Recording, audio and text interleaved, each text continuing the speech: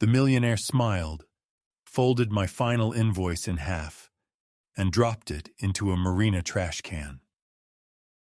Then he stepped onto the yacht my crew had spent 18 months rebuilding and told his captain to cast off. The amount he owed me was $180,000. That money wasn't profit. It belonged to my parts suppliers, my 6 employees, and the bank that held a line of credit against my home. As the yacht backed away from my dock, the millionaire raised his coffee cup toward me like we had just completed a friendly business meeting. "Sue me, Frank," he called. "By the time you get a hearing, this boat will belong to somebody else." He was almost right. 48 hours later, he sat inside a glass conference room at Harbor Point Marina with a buyer, 2 brokers, and 3 attorneys. The sale price was $2.6 million. All he needed was a clean transfer. But when the buyer's attorney reached the last page of the vessel report, she stopped reading. She turned the document around and pointed to one new entry. The buyer closed his folder. The broker packed away the champagne. And the millionaire who had laughed at my invoice began calling my phone every 90 seconds.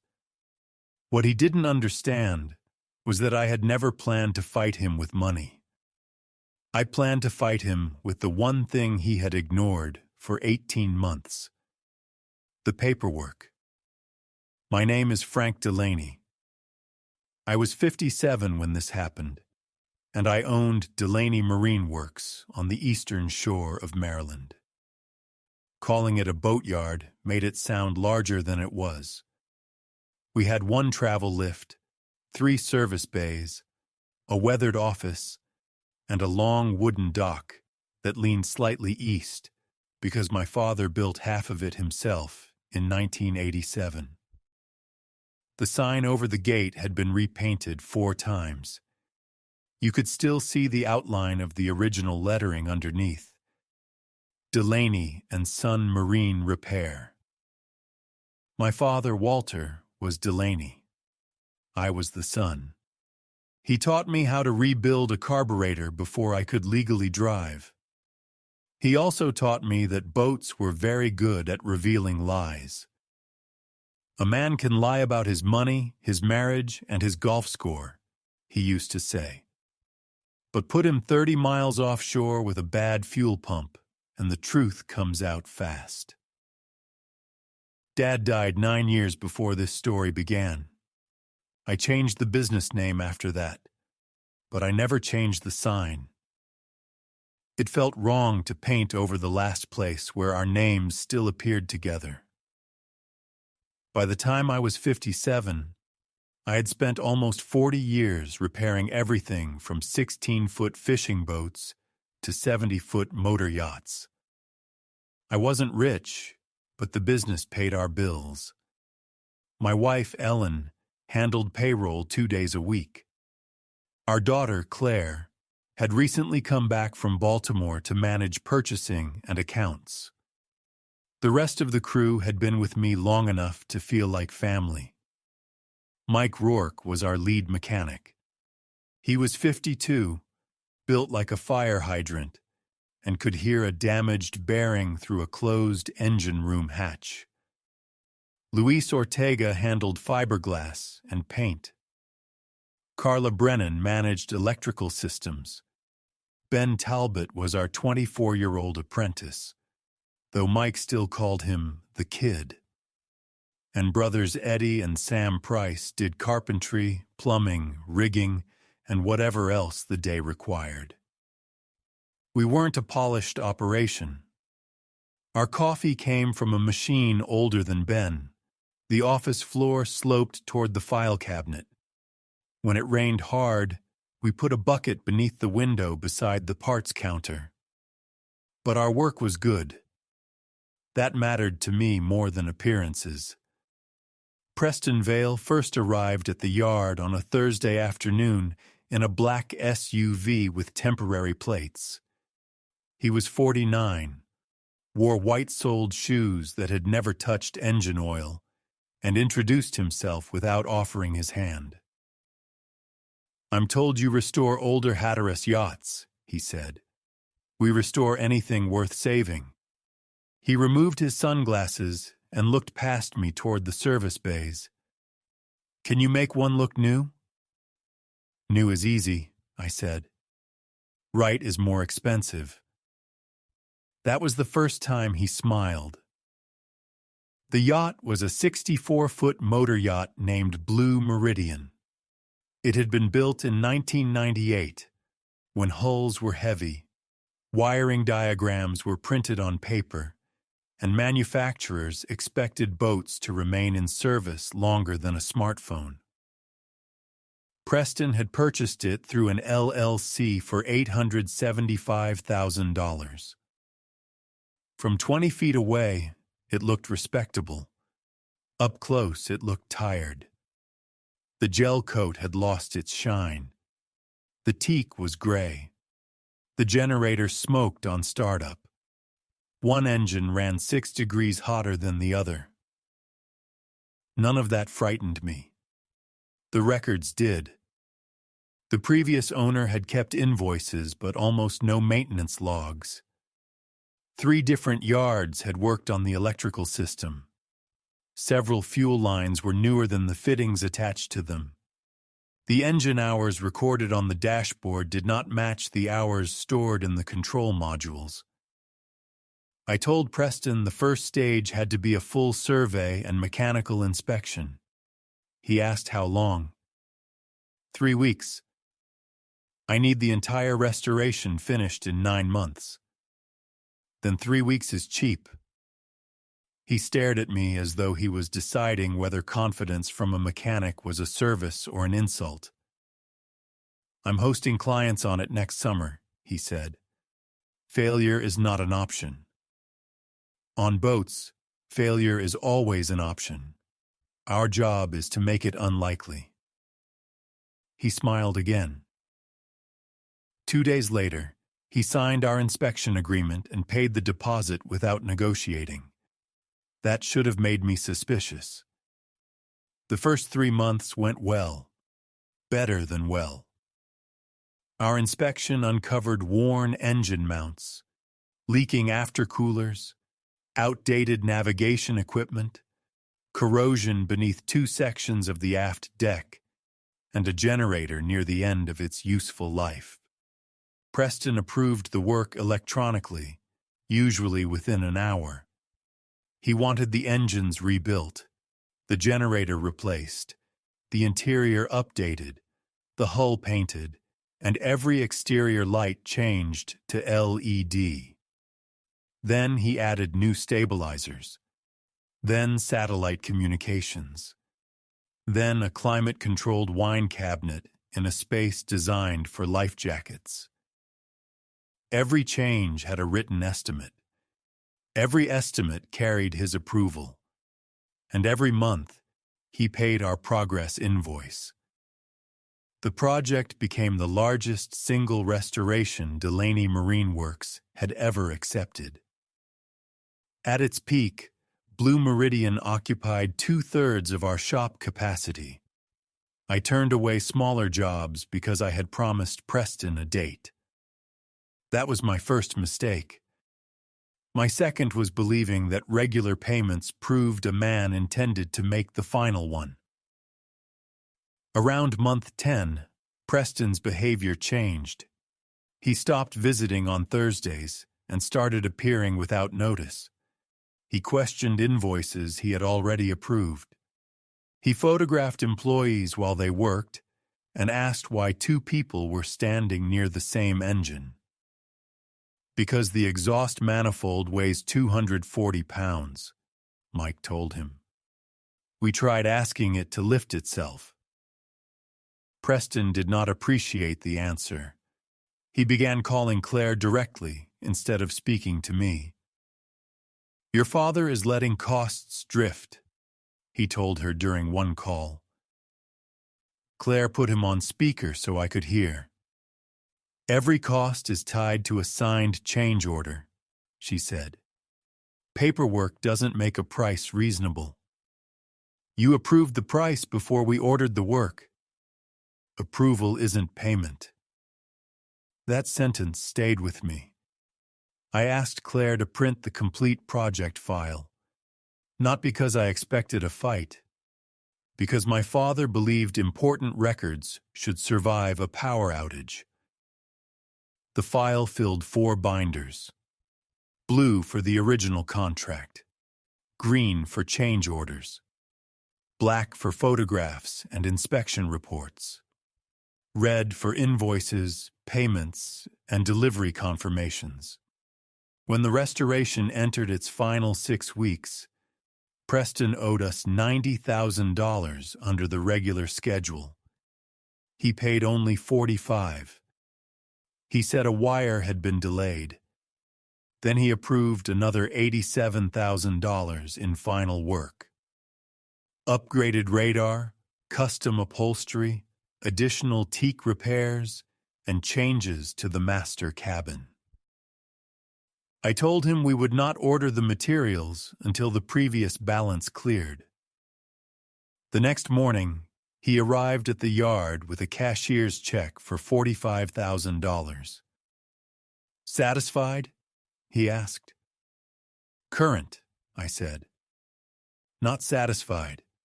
He laughed. Frank, you worry like a man who has never done business with wealthy people. Wealthy people worry about contracts too, not small ones.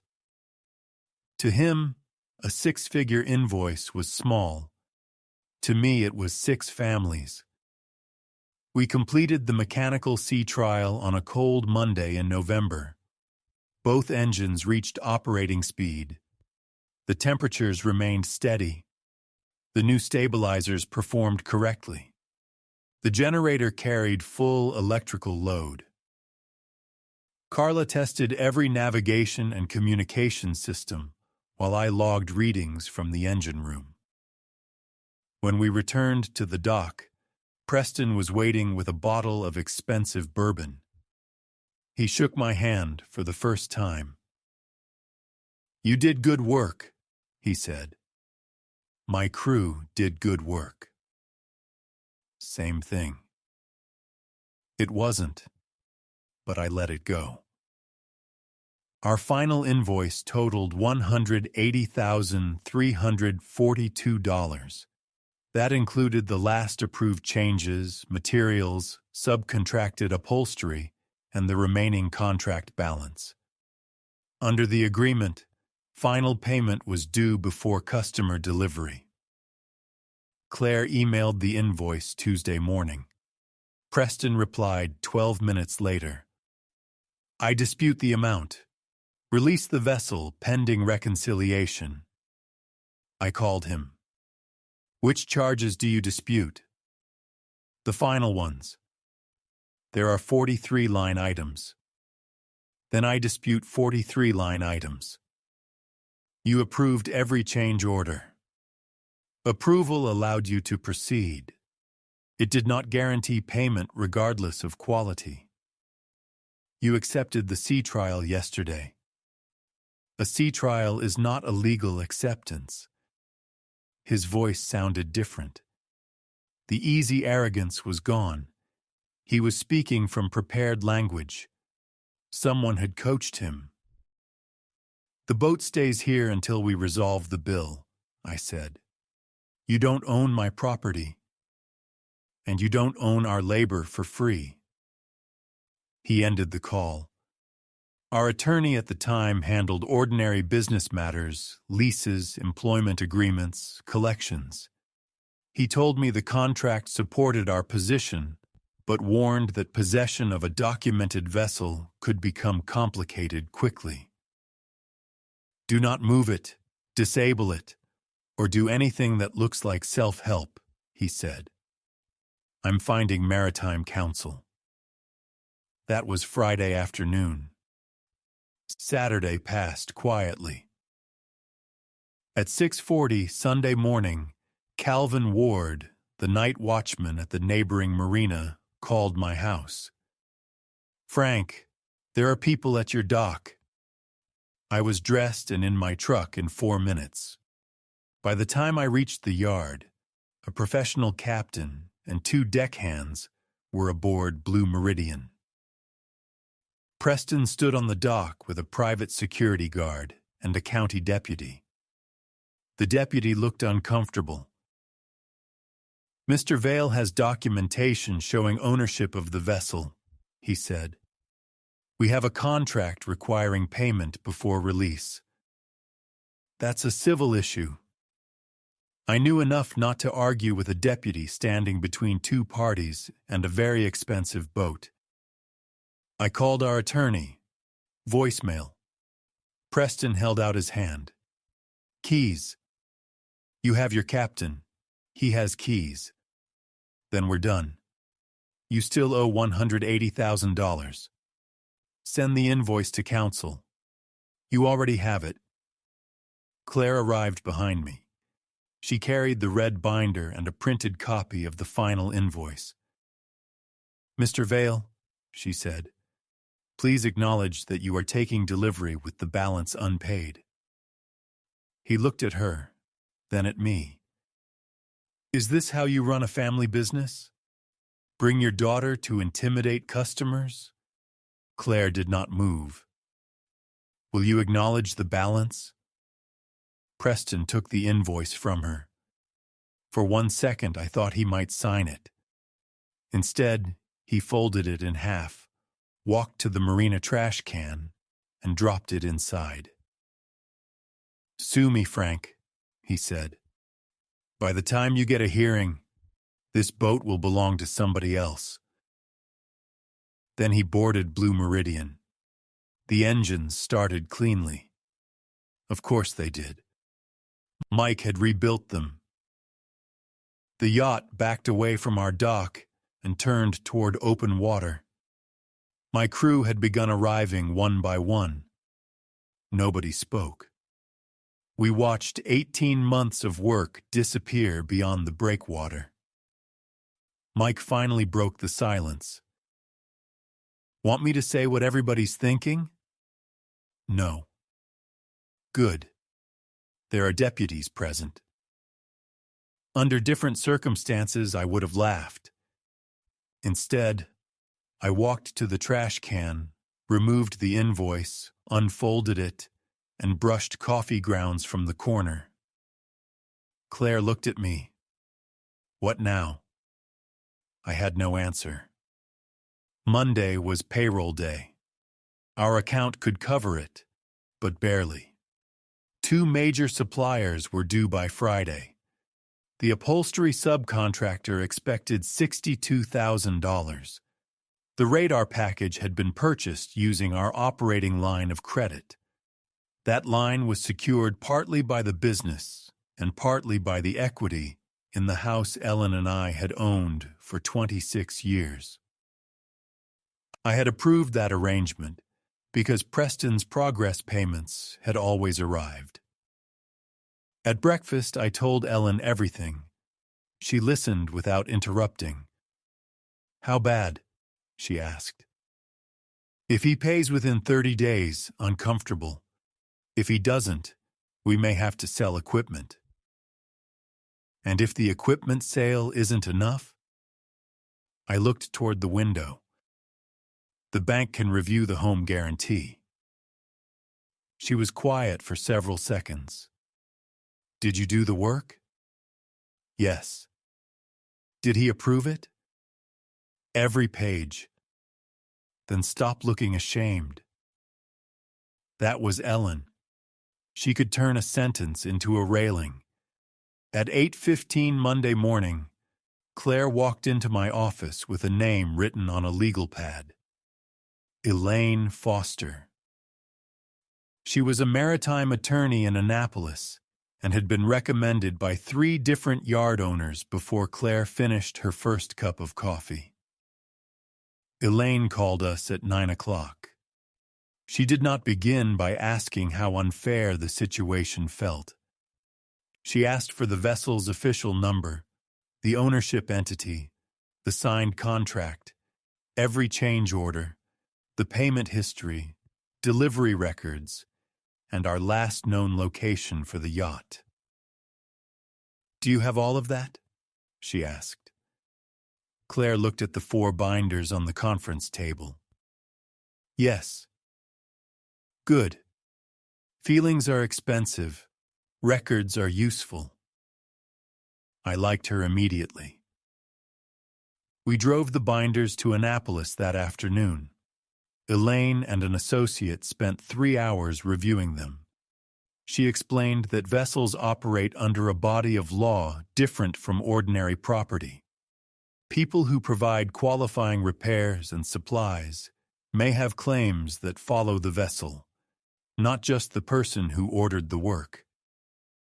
The details mattered, and nothing was automatic simply because we believed we were owed money. But our records were unusually complete. "He signed every change?" Elaine asked. "Electronically. We have the audit logs. He accepted the sea trial? His captain signed the test sheet. Any written complaint about workmanship before the final invoice?" "None." "Any complaint after?" "Only that he disputes everything." Elaine leaned back. "Where is he trying to sell the boat?" I told her I didn't know. Claire did. Preston's broker had posted Blue Meridian online that morning for $2.9 million. The listing described it as a no-expense-spared refit completed by a premier Chesapeake yard. It used photographs taken inside our shop. He was advertising the quality of our work while claiming the work was defective. Elaine printed the listing. "That helps," she said. By evening, her firm had prepared a formal demand, a notice connected to the vessel records, and the first documents necessary to protect our claim. She warned us that recording a notice did not magically prove the debt. Preston could dispute it. A court would decide if the matter went that far. "But a careful buyer will see it," Claire said. Elaine nodded. "A careful buyer will ask questions." Tuesday morning, Preston's attorney responded with a threat. They accused us of interfering with a sale, damaging Preston's reputation, and filing a fraudulent claim. They demanded immediate withdrawal and stated that Blue Meridian had suffered substantial defects and delays. Elaine replied with 6 attachments. One was the broker's listing praising the refit. The others were Preston's signed approvals. At 11:18, the listing disappeared. At 12:40, it returned with the phrase, "No expense spared refit" removed.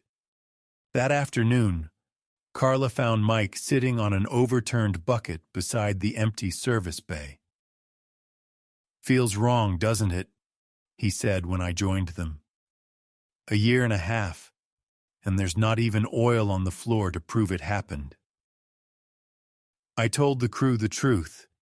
We could make payroll for the next 2 weeks. After that, I might need to reduce hours temporarily unless smaller jobs came in. Ben raised his hand as if he were still in school. "How much does he owe?" "That's between the company and the customer." "It's 180 grand, Mike said. Everybody looked at Claire. She shrugged. "You all know how to open an invoice folder." Luis crossed his arms. "We'll take delayed checks before we let you sell the travel lift." "No," I said. "You worked. You get paid." "So did you," he replied. That was the moment the fight stopped being about my pride. Preston hadn't stolen money from a faceless company. He had taken hours from people I saw every morning. Wednesday at 10:07, my phone rang. Preston. I let Elaine take the call instead. He offered $60,000 if we withdrew the claim that day. Elaine asked whether he admitted owing the full balance. He said the offer was a business accommodation. She asked why a man with no debt would pay $60,000. He ended the call. An hour later, we learned why he was suddenly negotiating. The buyer's name was Graham Holt, a 64-year-old retired manufacturing executive from Virginia.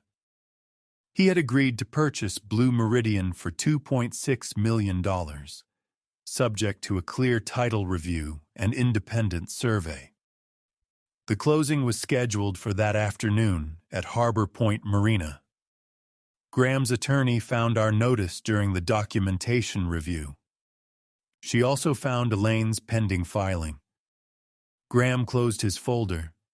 The broker put the champagne away, and Preston began calling every 90 seconds. I did not answer. At 2:25, Preston left a voicemail. "Frank, your stunt has killed a legitimate transaction. Withdraw the filing by 3 o'clock, or I will own your yard by the time this is finished." At 2:41, he left another. "We can resolve this. Call me directly, without the lawyers." At 3:02, he offered $90,000. At 3:19, he said the offer had expired. At 3:37, he offered $90,000 again. Elaine saved every message. Graham Holt did something Preston did not expect. He called our yard. "I'm considering buying a boat your company rebuilt," he said. "I'd like to understand the nature of the dispute." I told him our attorney would provide the appropriate response. "I'm not asking you to disclose privileged information," he said. "I want to know whether the boat is safe." That question mattered. I could have used it to destroy the sale. I could have implied problems, raised doubts, or punished Preston through the buyer. Instead, I told the truth. The restoration work we completed passed sea trial.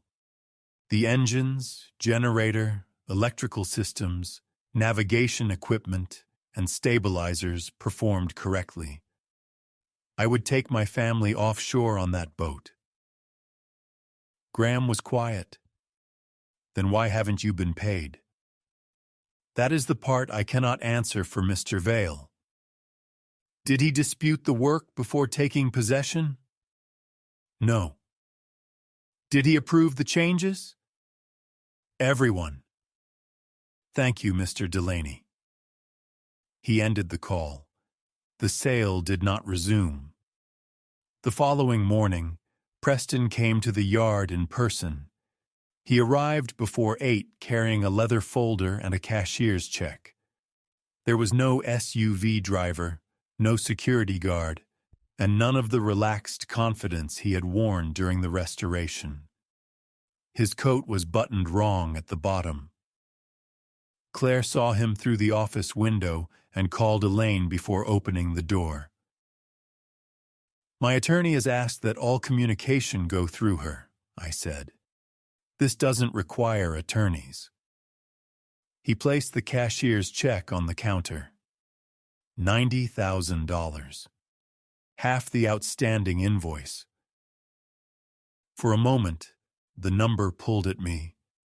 It would cover the upholstery company, reduce the credit line, and give us several months of breathing room.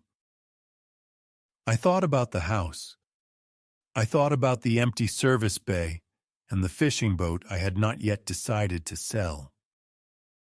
Then Claire opened the folder beside the check. The first page was titled, "Mutual Release and Confidentiality Agreement." The language required us to withdraw every vessel claim, except $90,000 as full payment, admit that portions of our work had been disputed in good faith, and promise never to discuss the project. It also released Preston from any claims we had not discovered yet. "You want us to say the work was disputed in good faith," Claire said. "That is standard settlement language. You advertised it as a no-expense-spared refit. Marketing language. You told the buyer the work was defective. Negotiating language." I looked at him. "Which language is true, Preston?" He ignored the question. "Take the check, Frank. Your business cannot survive the kind of litigation my companies handle every month. Your companies don't seem to be paying everybody they litigate with." His expression changed. That told me we had noticed something he hoped we had not. "Be careful," he said. "I am. That's why Elaine is listening." Claire turned her phone around. Elaine was on speaker. "Good morning, Mr. Vale," she said. "Please direct any settlement proposal to my office." Preston stared at the phone, then at the open workshop behind me. Mike and Luis were standing near the doorway. They had not approached, but they had heard enough. "You're risking their jobs over pride," Preston said. I felt my anger rise, but Mike spoke before I did. "No, sir," he said. "You risked our jobs when you took the work without paying for it." Preston's eyes moved across the crew. He had spent 18 months walking through our shop without learning who any of them were. Now, for the first time, he seemed to understand that the invoice represented actual people. "This offer expires in 30 minutes, he said. Claire slid the check back across the counter. "Then you have 29 minutes to take it to your lawyer." Preston picked up the check and folder. At the door, he turned toward me. "When the bank closes this place, they will not remember that you stood on principle." "Maybe not," I said. "But they'll remember why the bank had to." After he left, nobody celebrated. $90,000 had just walked out the door, and every person in the building understood what it could have paid. Mike returned to the service bay. Luis picked up his sanding block. Claire stood beside the counter, staring at the place where the check had been. "Was that stupid?" she asked. "Probably," I said. Elaine's voice came through the phone. "It was expensive. That is not always the same as stupid." We went back to work.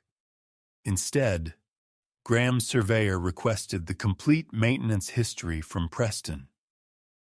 Preston supplied selected documents, but omitted our final test records and several change orders. Graham's attorney noticed the missing sequence numbers. He walked away from the transaction completely. That should have been the end. It wasn't. Preston moved Blue Meridian from Harbor Point to a smaller marina near Norfolk.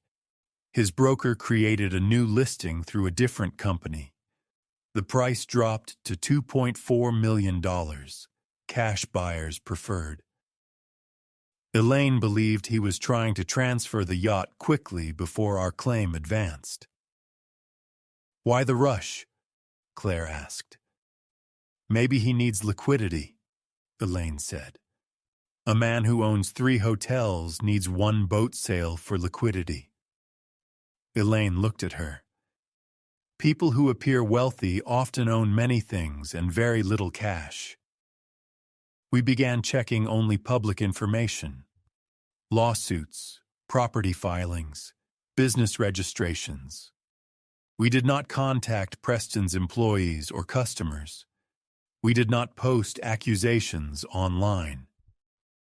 The pattern was hard to ignore. Two subcontractors had sued one of Preston's development companies for non-payment. A lender had filed a notice involving a commercial property. Another property had transferred between related LLCs twice in 6 months. None of that proved bankruptcy, but it explained why a $2.6 million sale might matter more than a $180,000 invoice. The yacht was not a luxury anymore. It was an exit. Preston responded by escalating. He filed a counterclaim alleging defective workmanship, missed deadlines, lost charter revenue, and damage to the yacht's resale value. The damages he claimed totaled $900,000. There was one problem. Blue Meridian had never been licensed or insured for commercial charter. There was another problem. His own listing valued the yacht at more than twice what he paid for it before our restoration. And a third. His captain had signed every sea trial acceptance sheet. Elaine did not celebrate. Weak claims still cost money to defend, she said. That was true. By the 6th week, legal bills and unpaid suppliers had consumed most of our reserve. I sold my personal fishing boat, a 23-foot center console Dad and I had restored together. Ellen watched the buyer tow it away. "I'm sorry," I said. "It was a boat. It was Dad's last project. Your father built a business, Frank. Protecting that matters more than protecting one object." The sale covered payroll and part of the upholstery bill. We filled the empty bay with smaller work. Winterizations, generator repairs, rewiring, engine services. Several customers had heard rumors about the lawsuit. A few quietly moved their boats elsewhere. Others came because of it. One commercial fisherman dropped off a fuel pump and said, "Anybody who can make Preston Vale pay an invoice gets my business." I told him Preston had not paid anything yet. "Still," he said, "you made him notice it." The independent survey of Blue Meridian took place in January. Preston's attorneys blamed us for every scratch, vibration, and loose cabinet latch they could identify. Elaine attended with an engineer and a marine surveyor hired by our insurer. The survey lasted 2 days. The final report found 3 minor correction items. A cabinet catch needed adjustment, a sensor connector required reseating, and one section of sealant had cosmetic discoloration. Total estimated correction cost, $2,800. The report described the major mechanical and electrical work as professional and consistent with accepted marine practice.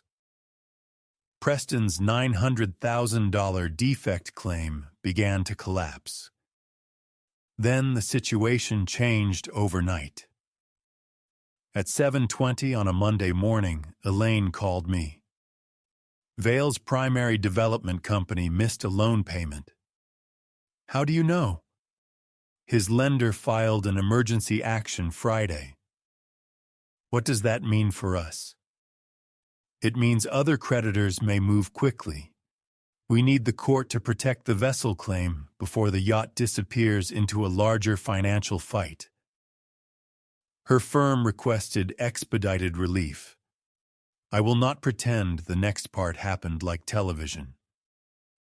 There was no dramatic judge pounding a gavel while Preston shouted from the back row. There were filings, affidavits, conference calls, deadlines, and hours of waiting. But the result was dramatic enough. A federal court authorized the vessel to be taken into legal custody while the claims were resolved. That does not mean police arrested Preston. It means the yacht itself was arrested. Boats are strange that way. On a gray Thursday morning, authorized officers arrived at the Norfolk Marina and attached notice to Blue Meridian. The vessel could not be moved or sold without court permission. Preston's captain called Mike. "You should see your boat," he said. Mike answered, "It was never our boat. That was the whole problem." Within 2 weeks, the rest of Preston's financial structure began coming apart. His development company entered bankruptcy proceedings. Several lenders claimed interests in his assets.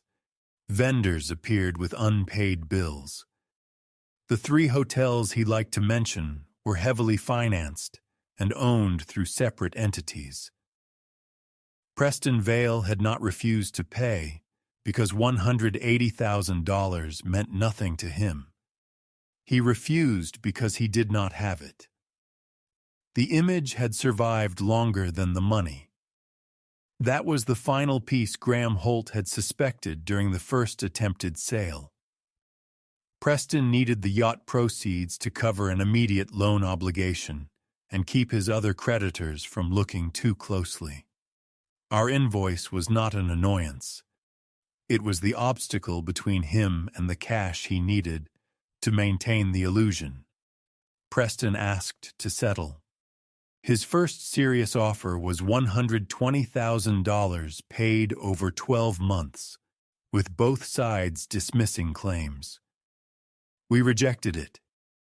His second was $150,000 paid after the yacht sold.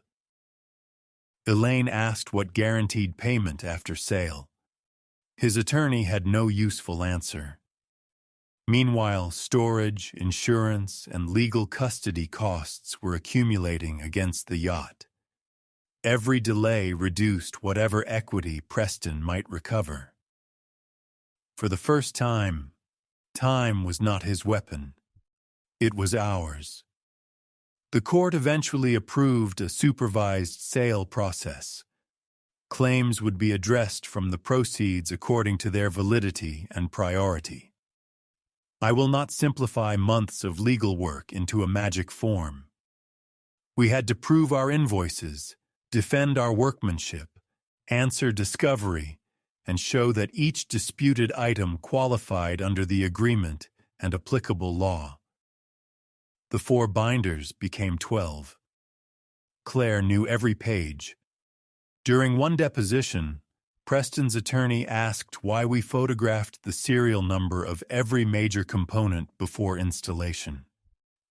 Claire answered, "Because my grandfather taught my father that customers forget conversations, but machines keep their numbers." Elaine told me later that the room went quiet. Preston's own emails did most of the damage.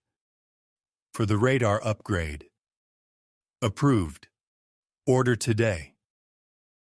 For the master cabin changes. Price is fine. Do not delay delivery. For the teak replacement. Proceed with full section, not patch. For the final sea trial. Excellent result. Prepare for handover. The only time he claimed the work was defective was after receiving the final invoice. By early spring, Blue Meridian was listed through the court-supervised process. The highest qualified bidder was Graham Holt, the same man who had walked away from Preston's closing. Graham offered less than his original price because the market had cooled and the legal custody had delayed the sale. But his offer was clean, funded, and approved. Before the sale closed, he requested one condition. He wanted Delaney Marine Works to inspect, recommission, and deliver the yacht. Preston objected. The court did not consider his preference important. Blue Meridian returned to our dock on a tug in April, almost 5 months after Preston sailed it away.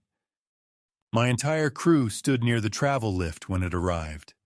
Nobody cheered. We just watched the lines come across.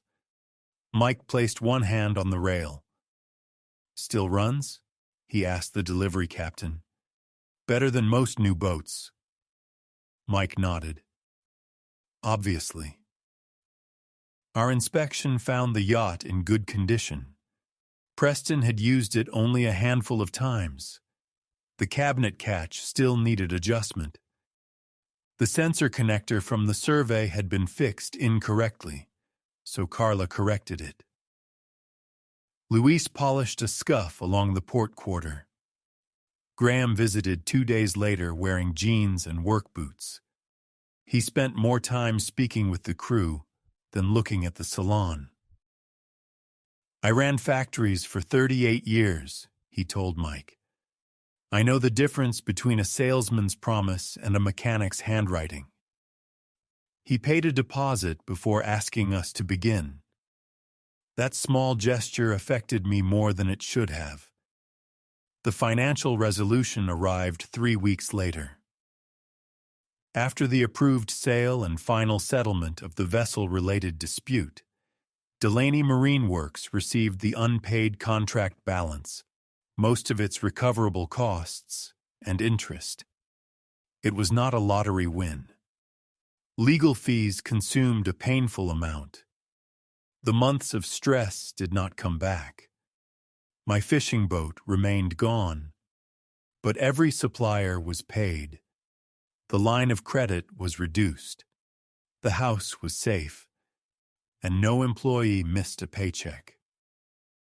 Preston received far less from the yacht than he would have received if he had simply paid our invoice and completed the original sale. The reduced price, custody expenses, creditor claims, and legal costs consumed most of the difference. His attempt to avoid $180,000 cost him many times that amount. I never saw him again. The last message he sent came through his attorney. It said he continued to deny wrongdoing and considered himself the victim of an aggressive collection strategy. Elaine asked whether I wanted to respond. No, I said. The invoice has been paid. That was enough. Graham renamed the yacht North Star. I expected something clever about payment or justice. I was glad he chose something normal. On delivery day, he invited the whole crew aboard. Ellen brought sandwiches. Claire carried the original red invoice binder, now closed for the last time. Before starting the engines, Graham handed me a small brass plate. It read, "Restored by Delaney Marine Works. Built right. Documented better." He had mounted a matching plate inside the engine room. Mike pretended he had dust in his eye. Ben took 12 photographs. As North Star left the dock, Graham raised his coffee cup toward us. The gesture looked exactly like Preston's had 5 months earlier. But this time, the suppliers were paid. The crew was paid. The paperwork was complete. And the man behind the wheel understood what the work was worth. People sometimes ask whether filing the claim was revenge. Maybe it was. But I never touched Preston's yacht. I never damaged his reputation online. I never called his lenders, his customers, or the press. I never exaggerated the work or invented a defect.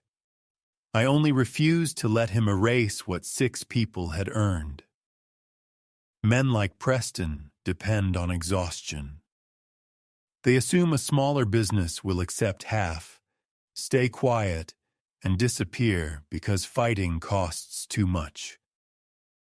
Sometimes they are right.